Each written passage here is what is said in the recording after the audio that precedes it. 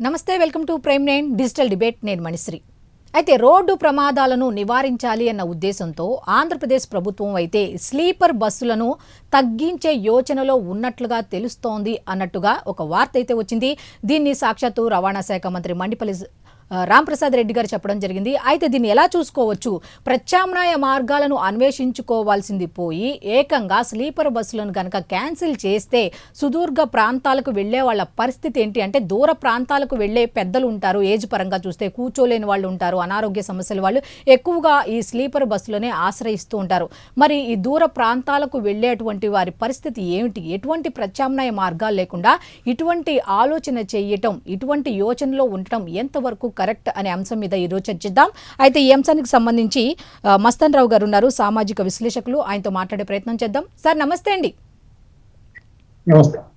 Sir, రాష్ట్ర ప్రభుత్వం sleeper బస్సులను క్యాన్సిల్ చేసే యోచనలో ఉంది అన్నట్టుగా రవాణా శాఖ మంత్రి చెప్పారు. కాబట్టి ఇప్పుడు దీన్ని మనం ఎలా చూసుకోవచ్చు అంటే, ఒక సమస్య వస్తే ప్రత్యామ్నాయ మార్గాలు ఏమైనా చూసుకోవాలి తప్ప ఇలా క్యాన్సిలేషన్ చేసే యోచనలోకి వెళ్ళటం అనేది అసలు ఆలోచన చేయటం అనేది ఎంతవరకు కరెక్ట్? నమస్తే అండి. ప్రైమ్ లైన్ గురించి పిలుపు మీకు కూడా. స్లీపర్ బస్సులు మీరు అన్నట్టు ఏంటంటే కంఫర్ట్ గా ఒక చోట నుంచి ఇంకో చోటుకు వెళ్ళడానికి మనకి సాధారణంగా రైల్వేని ఆశ్రయిస్తాం. కంఫర్ట్ గా వెళ్ళాలి, స్లీపర్ ద్వారా ఆ సౌకర్యం ద్వారా ప్రయాణం చేయాలంటే సాధారణంగా రైల్వేని ఆశ్రయిస్తాం. అయితే ఇటీవల కాలంలో ఏంటంటే బస్సులు కూడా వాటిలో అక్కడ సౌకర్యాలు మెరుగుపరిచారు. ఆ విధంగా చూస్తే కంఫర్ట్ అంటే మనకి ఇప్పుడు ప్రధానమైన నగరాలకే వీటిని నడుపుతూ ఉంటారు. సాధారణంగా చూస్తే దాదాపు మనకి దేశవ్యాప్తంగా చూస్తే 25,000 స్లీపర్ బస్సులు ఉన్నట్టు కూడా మన గణాంకాలు చెప్తా ఉన్నాం. అయితే ఏంటంటే ప్రధానంగా స్లీపర్ బస్సు మీరు కంఫర్ట్ అనేది ముఖ్యమైన విషయం అయినప్పటికీ కూడా భద్రత, ప్రయాణికుల రక్షణ విషయంలో ఎవరైతే ఈ ట్రావెల్స్ ఉన్నాయో ఆ ట్రావెల్స్ అన్ని కూడా అధమ ప్రాధాన్యం ఇస్తున్నాయి. అంటే వాళ్ళకి ఎటువంటి ప్రాణాలకి కూడా రక్షణ కల్పించే విషయంలో, భద్రత కల్పించే విషయంలో వాళ్ళు చాలా నిర్లక్ష్యంగా వ్యవహరిస్తా ఉన్నారు. మనకి గత 6 నెలల కాలంలో చూసుకుంటే మన రాష్ట్రంలోనే 3 సంభవించాయి. ఒకటేమో 2 పెద్ద సంఘటనలు ఏంటంటే కర్నూలులో దాదాపు 19 మంది చనిపోయారు. అదేవిధంగా మొన్న మార్కాపురంలో చూస్తే 13 మంది చనిపోయారు. అదేవిధంగా నంద్యాల దగ్గర కూడా జనవరిలో జరిగింది, దానిలో 3 చనిపోయిన పరిస్థితి. ఇవన్నీ కూడా ఏంటంటే మనకి ఇంకా దేశంలో చూసుకుంటే రాజస్థాన్ లో జైసల్మేర్ అనే ఏరియాలో, కర్ణాటకలో చిత్రదుర్గ, ఢిల్లీలో కూడా ఇట్లాంటి ఇన్సిడెంట్ చోటు చేసుకుంది. ఇది కర్నూలులో ఇక్కడ సార్ మొన్న కర్నూలులో జరిగిన ఒక వారానికో 10 రోజులకో కూడా మొన్న తెలంగాణలో కూడా ఒకటి జరిగింది. అవును. అదే నేను అనేది అంటే మేజర్ ఇన్సిడెంట్స్ ఇవన్నీ కూడా.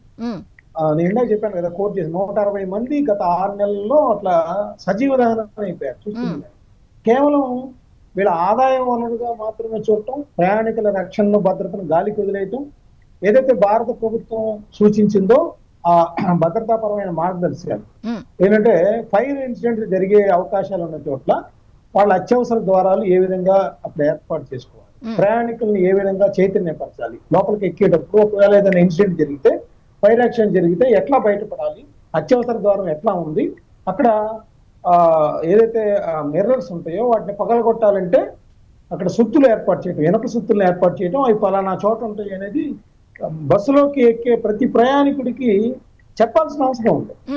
తర్వాత డ్రైవర్కి ప్రయాణికులకి మధ్య అడ్డుగోడ లాంటిది పెడతారు, అది కూడా తీసేయమని సూచించారు. సో ఇవన్నీ కూడా ఏంటంటే వీటన్నిటిని, ఈ భద్రతా ప్రమాణాలను ఏదైతే తీసుకోవాలో, రక్షణ ప్రమాణాలు ఏవైతే తీసుకోవాలో వాటన్నిటినీ కూడా వదిలివేయటం వల్ల ఇట్లాంటి ఇన్సిడెంట్ రిపీటెడ్ గా చోటు చేసుకుంటా ఉన్నాయి. అందుకనే నేను అనేది ఏంటంటే, ఇప్పుడు నేను ఇందాక చూసాను, మీరు ఇప్పుడు రిమార్క్స్ లో చెప్పారు కదా ఓపెనింగ్, మండిపల్లి రాంప్రసాద్ రెడ్డి మినిస్టర్ గారు, ట్రాన్స్పోర్ట్ మినిస్టర్ గారు ఎవరైతే ఉన్నారో ఆయన ఏం చెప్పారు, మనకి చేతులు కాలేక ఆకులు పట్టుకున్నట్టుగా మన కర్నూలులో జరిగింది, అప్పుడు మేము అన్ని కూడా రివైజ్ చేస్తున్నాం అని చెప్పారు. మళ్ళీ మార్కాపురంలో జరిగింది అంటే మళ్ళీ మనం కళ్ళు తెచ్చాం. ఆయన ఏమంటారు, 10,000 బస్సుల్ని తనిఖీలు చేశాం, 16 చోట్ల ఇంటర్ స్టేట్ అంటే మన రాష్ట్ర సరిహద్దుల్లో 16 చోట్ల ప్రవేశిస్తాయి. మన రాష్ట్రంలోకి వెళ్తాం కానీ ఇతర రాష్ట్రాల్లోకి వెళ్తాం కానీ రావటం కానీ వెళ్తాం. చెక్ చేసాం, 50-60 బస్సులు సీజ్ చేసాం అన్నారు. అసలు ఇది మూల కారణం ఎక్కడ అంటే, అసలు రవాణా వ్యవస్థకి అంటే రవాణా విభాగానికి సంబంధించి వీళ్ళకి ఇన్ఫర్మేషన్ ఇచ్చే ఈ బస్సుల్ని స్లీపర్ గా అంటే సీటింగ్ బస్సులుగా తీసుకొని వితౌట్ ఎనీ ఇన్ఫర్మేషన్ స్లీపర్ బస్సులుగా మార్చేస్తున్నారు. ఓకే. ఆ మార్చే క్రమంలో ఆ రెగ్జిన్ వాడటం కానీ అక్కడ లేదంటే అక్కడ ప్రమాదం జరిగితే వెంటనే మంటలు అంటుకునేలాగా అట్లాంటి అక్కడ మెటీరియల్స్ వాడటం కానీ ఇవన్నీ కూడా ఈ ప్రమాదం త్వరగా విస్తరించడానికి ప్రయాణికులు కనీసం అక్కడి నుంచి బయటపడేందుకు కూడా అవకాశం లేకుండా జరిగిపోతా ఉంది. దీనిలో ఏంటంటే మనం ఏమంటామంటే ఇక్కడే కాదు దేశవ్యాప్తంగా ఉంది. అక్కడ ట్రాన్స్పోర్ట్ తనిఖీలు చేయరు, పోలీసులు ఎట్లాంటి తనిఖీలు చేయరు. అందువల్ల ప్రయాణికులు కూడా దానిలో భద్రత ఎంతవరకు ఉంది, మనం ప్రయాణిస్తే ఎంతవరకు ప్రాణాలు నిలుపుకోగలం ఏమైనా జరిగితే అనేది కూడా వీళ్ళందరూ కూడా విస్మరిస్తా ఉంటారు.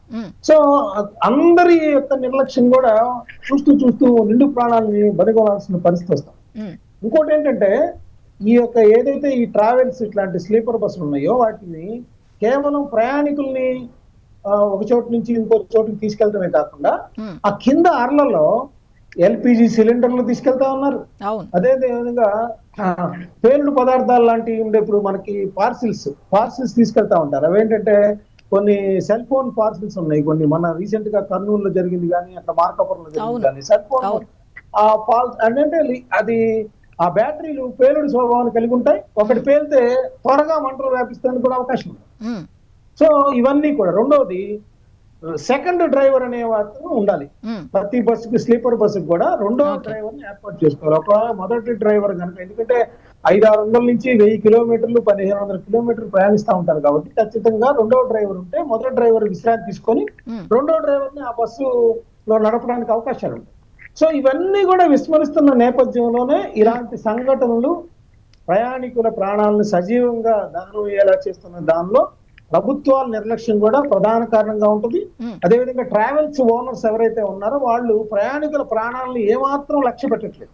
ఒక ఇన్సిడెంట్ జరిగిన తర్వాత కూడా వాళ్ళు అదే పనిగా వాళ్ళు ఆ స్లీపర్ బస్సులు ఆ సీట్లు అమ్ముకోవడం మీద దృష్టి సారిస్తున్నారు తప్పితే ఎక్కడా కూడా మనం చూడండి ఆ ఓనరే వచ్చి అతను అంతంత మాత్రం డ్రైవింగ్ తో వచ్చేసి వాళ్ళ ప్రాణాలను మొన్న మార్కాపురంలో జరిగింది, రాయవరం దగ్గర అదే కదా.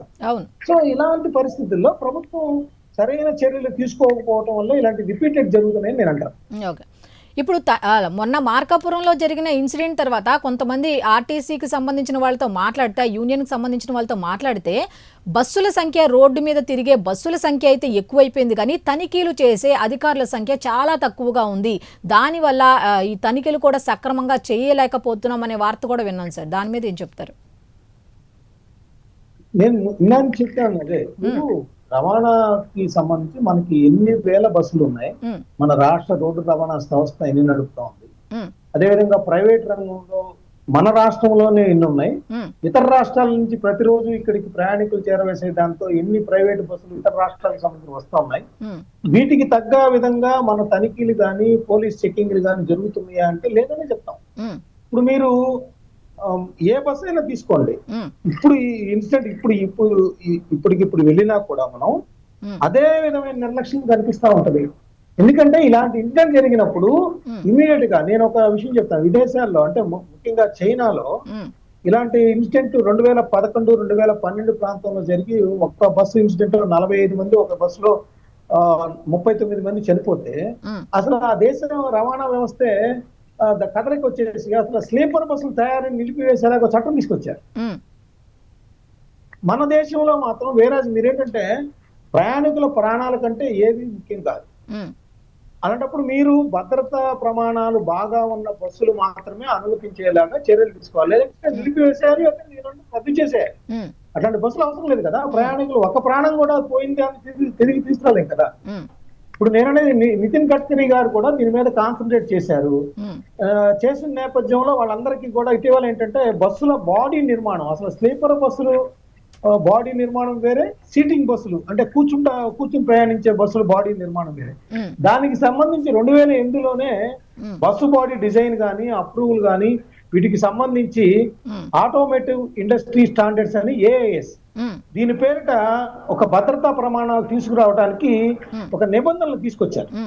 దీన్ని 2014లో కొన్ని సవరించారు, 2024లో కూడా కఠినతరం చేశారు. ఉమ్, కానీ ఎక్కడా కూడా వీటికి సంబంధించి తనిఖీలు జరగట్లేదు. ఉమ్, ఈ తనిఖీల విషయంలోనే ఉంటుంది. ఇంకోటి కూడా ఏంటంటే ఈ బస్సులన్నింటినీ కూడా ఉమ్, రిజిస్ట్రేషన్ వచ్చేసి అరుణాచల్ ప్రదేశ్ లో కానీ, అస్సాంలో కానీ, లేకపోతే నాగాలాండ్ లో కానీ చేస్తా ఉన్నారు. ఉమ్, అక్కడ ఏంటంటే సంవత్సరానికి ఈ బస్సులకు సంబంధించి రిజిస్ట్రేషన్ ఛార్జీలు వచ్చేసేసి వాటికి సంబంధించి ఇట్లా ప్రయాణికులు చేరవేసే బస్సులకు సంబంధించి సంవత్సరానికి 90,000 అక్కడ వసూలు చేస్తారు ట్యాక్స్. ఉమ్, ఉమ్, అదే మన రాష్ట్రంలో అయితే 3 నెలలకు ₹1,00,000 వసూలు చేస్తారు. సో అందుకని రిజిస్ట్రేషన్లు కూడా అక్కడే తీసుకొస్తా ఉంటారు. వీళ్ళు ఫిట్నెస్ సర్టిఫికేట్లు కానీ, వీళ్ళు తనిఖీల సర్టిఫికేట్లు కానీ అక్కడికి వెళ్ళి చేయించుకొచ్చినట్టు చూపిస్తూ ఇక్కడ రవాణా శాఖ అధికారులు కళ్ళు కప్పి ఆ లొసుగులు ఏవైతే ఉన్నాయో వాటన్నిటిని కూడా ఈ ట్రావెల్స్ యజమానులందరూ యూజ్ చేస్తా ఉంటారు. ఇది బహిరంగ రహస్యం. దీనికి ప్రభుత్వానికి కూడా తెలుసు ఈ విషయం. ఏదైతే ఇప్పుడు ఆటోమేటివ్ ఇండస్ట్రీ స్టాండర్డ్స్ మేరకు, నిబంధనల మేరకు వీళ్ళు బస్సు బాడీ నిర్మాణం చేస్తున్నారా, ఒకవేళ చేంజెస్ జరిగితే వాటిని రవాణా శాఖ అధికారులకు చెప్పి చేస్తున్నారా, ఫిట్నెస్ సర్టిఫికెట్ల సందర్భంగా ఆ ఫిట్నెస్ సర్టిఫికెట్లు ఇష్యూ చేసేటప్పుడు బస్సు ఎక్కి చూస్తా ఉన్నారా, అక్కడ ఫైర్ యాక్సిడెంట్ జరిగితే ఇనప సుత్తులు పెడుతున్నారా లేదా, అత్యవసర ద్వారాలు ఉంటున్నాయా లేదా, మెటీరియల్ వాడేటప్పుడు కూడా జాగ్రత్త తీసుకుంటున్నారా లేదా, ఇద్దరు డ్రైవర్లు ఉంటున్నారా లేదా, వీటన్నిటినీ కూడా ఎక్కడా తనిఖీలు చేయట్లేదు. దానివల్ల ఇవన్నీ కూడా రిపీటెడ్ గా జరుగుతున్న పరిస్థితి కూడా మనం గమనించాల్సి. ఓకే. అయితే సార్ ఇప్పుడు గతంలో మనం చూసుకుంటే ప్రమాదాలన్నీ కూడా ఈ విధంగా జరుగుతున్నాయి అని అంటే ఓన్లీ స్లీపర్ బస్సుల వల్లే అని చెప్పి మనం ఎట్లా చెప్పగలం అంటారు? అంటే అది స్పీడ్కి సంబంధించి అవ్వచ్చు, అంటే డ్రైవర్ కూడా సరిగ్గా ఇప్పుడు ప్రైవేట్ ట్రావెల్స్ వాళ్ళకి ఎట్లా ఉంటుందంటే ఒక టార్గెట్లో పెడతారు కదా సార్. ఇప్పుడు ఒకటే డ్రైవరు, వాడికి టార్గెట్ టైంతో సంబంధం ఉండదు. మార్నింగ్ 5 అనేసరికి వాడు స్పీడ్ కూడా చూసుకోకుండా వాడి టార్గెట్ 5 గంటలకు అక్కడ ఉండాలి, ఒక టార్గెట్ అలా నిర్దేశించుకొని వెళ్తున్నారు తప్ప కనీసం అసలు ఏ విధంగా వెళ్తున్నావు, ఎంతమంది ప్రాణాలు మన చేతిలో ఉంటున్నాయి అనేది కనీస దాని ఆలోచన విధానం కూడా లేదు. అంటే వాళ్ళకి ఆ విధంగా ప్రైవేట్ ట్రావెల్స్ వాళ్ళందరూ కూడా ఈ విధంగా వాళ్ళకు ఒక టార్గెట్ పెట్టడం, ఆ తర్వాత వాళ్ళు ఏ విధంగా డ్రింక్ చేస్తున్నారా లేదా లేకపోతే ఏ విధంగా వెళ్తున్నారా అనేది కూడా కనీసం పరిశీలించకపోవడానికి కూడా కారణంగా చూసుకోవాలి తప్ప స్లీపర్ సంబంధించిన బస్సులు క్యాన్సిలేషన్ ఆలోచన ఎంతవరకు కరెక్ట్ అనేది? అదే నేను అనేది ఏంటంటే ఏదైతే ఇప్పుడు ప్రయాణికుల ప్రాణాలను కనుక మనం ఫస్ట్ ప్రయారిటీగా తీసుకుంటే అప్పుడు ఏంటంటే మీరిద్దరు డ్రైవర్లు ఉన్నారా లేదా, వాళ్ళ టార్గెట్లు పెట్టుకున్నారా లేదా వాళ్ళకన్నా వస్తున్నా వాళ్ళ విషయం స్వవిషయం అని. అవును. ప్రభుత్వ పరంగా ఏంటంటే ప్రయాణికుల ప్రాణాలను కాపాడాలంటే ఇద్దరు డ్రైవర్లు కంపల్సరీ ఉండాలి. వాళ్ళు బస్సు ఎక్కేటప్పుడు, బస్సు బయలుదేరేటప్పుడు ఎక్కడైతే ఉన్నా ప్రయాణికుల ఆధ్వర్యంలోనే అక్కడ డ్రంక్ అండ్ డ్రైవ్ టెస్ట్ జరపాలి. తర్వాత ఎంత వేగంతో వెళ్తుంది బస్సు అనేది ఇప్పుడు విదేశాల్లో ఉన్న బస్సుల్లో, కొత్తగా వస్తున్న బస్సుల్లో అయితే ప్రతి ప్రయాణికుడికి డిస్ప్లే ఉండే విధంగా లోపల వాడు కూర్చొని లేదా పడుకొని ఉన్నా కూడా వాడికి కనపడే విధంగా, ఇదిగో ఆల్రెడీ వాడు ఎక్సీడే వెళ్తున్నాడు, స్పీడ్ ఎక్సీడే వెళ్తున్నాడు అనేది చెప్తే వాడు వార్న్ చేయొచ్చు బస్సు డ్రైవర్కి వచ్చి. ఒకటి. రెండోది, ఇప్పుడు చైనా లాంటి దేశాల్లో ఏం చేస్తున్నారంటే తెల్లవారుజామున 2 దగ్గర నుంచి 5 దాకా అసలు బస్సును నిలిపేయమంటున్నారు. అది నిద్రావస్థలోకి వెళ్ళే వ్యవహారం ఉంది కాబట్టి మానవుల బాడీ పరంగా తీసుకుంటే, ఆరోగ్య పరంగా తీసుకున్నా కూడా 2 to 5 అనేది ఒక నిద్రావస్థలోకి వెళ్ళే వ్యవహారంగా ఉంటుంది. సో దానిలో అక్కడ రెస్ట్ తీసుకునే విధంగా అక్కడ ఏర్పాట్లు చేస్తాం. అంటే వాళ్ళు ప్రయాణికులకు ప్రాణాలకి ఎంత ప్రయారిటీ ఇస్తున్నారనేది ఇక్కడ గమనించాలి. మనకేంటంటే ఇవన్నీ ట్రావెల్స్ బస్సులు కానీ ఇవన్నీ కూడా రాజకీయ నాయకులకు సంబంధించి, ఆయా పార్టీలకు సంబంధించి ఉంటాయి. వాళ్ళ ఆదాయమే పరమావధిగా ఉంటారు. వాళ్ళ అధికారంలో ఉన్న ఆ ట్రాన్స్పోర్ట్ విభాగం అధికారులతో టచ్ లో ఉంటారు. మా బస్సే నుండి పంపించగానే మీరు గమనిస్తే భారతీయుడు సినిమా నేను ఉదహరిస్తాను. భారతీయుడు సినిమాలో ఇట్లాంటి వ్యవహారంలో కమల్ హాసన్ లంచం తీసుకుంటారు. చిన్న స్కూల్ బస్సు ఎంత ప్రమాదానికి లోనైతే అనేది మనకు అక్కడ ఆ భారతీయుడు సినిమాలో శంకర్ అవినీతి ఏ విధంగా జరుగుతుందని తేటతెల్లంగా చెప్పాడు. అలాంటి వాస్తవ పరిస్థితుల్లో కూడా ఇక్కడ కూడా అలానే ఉంటాయి. ట్రాన్స్పోర్ట్ విభాగం తనిఖీలు మీరు ఇందాక అన్నారు, అసలు ఎవరు తనిఖీలకు సంబంధించి అంతమంది అధికారులు అక్కర్లా, అసలు నువ్వు సెల్ఫ్ పెట్టుకోవాలి కదా. ట్రావెల్స్ యజమానులే ప్రయాణికులు ఇంతమంది తీసుకెళ్తున్నాం అంటే వాళ్ళ ప్రాణాలు పోతే మన మీదకి వస్తుంది, మనం జైల్లో తీసుకెళ్లి వేస్తారన్న భయం ఉంటే వాడు ఆ విధంగా టార్గెట్లు పెట్టాడు కదా. ఇద్దరు డ్రైవర్లు పెడతాడు, అత్యవసర దూరాలు ఏర్పాటు చేస్తాడు, అవసరమైతే 4 సీట్లు తగ్గించుకొని ఆ మెటీరియల్ కానీ లేకపోతే ఇనుప సుత్తులు ఏర్పాటు చేయడం కానీ, అత్యవసర దూరాల విషయంలో జాగ్రత్తలు తీసుకోవడం కానీ, లేకపోతే ఫిట్నెస్ బాగుంటేనే వెళ్తాం కానీ, బస్సు డ్రైవర్లు డ్రంక్ అంటే తాగి వెళ్తున్నారా ఏంటని చూడటం కానీ, ఇవన్నీ కూడా తనిఖీల కంటే ముందుగా బస్సు యజమానులు ఎవరైతే ఉన్నారో వాళ్ళు సెల్ఫ్ రిస్ట్రిక్షన్ పెట్టుకుంటే ప్రయాణికుల ప్రాణాల పట్ల వాళ్ళకి కనుక ఏమాత్రం వాళ్ళకి ప్రాధాన్యత అంశంగా ఉంటే కనుక వాళ్ళే తీసుకుంటారు. తనిఖీ చేయాల్సిన అవసరం ఉంది. తనిఖీలు చేయడానికి ఇప్పుడు మనము ట్రాఫిక్ సిగ్నల్ దగ్గర బ్లూ లైట్ ఆగగానే అంటే అటు పోలీసులు ఉన్నా లేకపోయినా కూడా మనం ఆగాలనే ఒక సెల్ఫ్ రిస్ట్రిక్షన్ మనకుండాలి. అక్కడ ఇన్స్పెక్టర్ లేడు, కానిస్టేబుల్ లేడు, వెళ్ళిపోతానంటే మీరు ప్రమాదాన్ని కొని తెచ్చుకుని అవుతుంది కదా.